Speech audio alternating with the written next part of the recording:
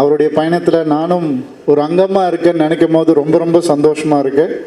எனக்கு தெரிஞ்சது வந்து என்னுடைய எக்ஸ்பீரியன்ஸில் வந்து அவர் ஸ்கிரிப்ட் நான் படிக்கவே மாட்டேன், அவர் சொல்கிறத தான் நான் கேட்பேன்.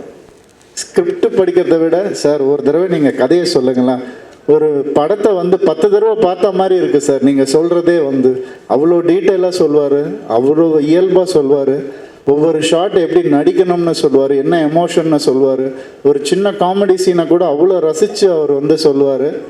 ஆனால் என்னென்னா அவர் சொல்லும் போது காது கொடுத்து நம்ம கேட்கணும், அது ரொம்ப கஷ்டம்.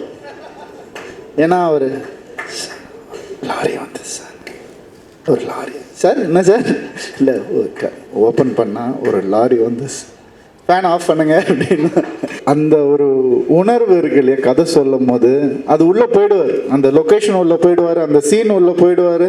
அப்போ நம்ம காது கொடுத்து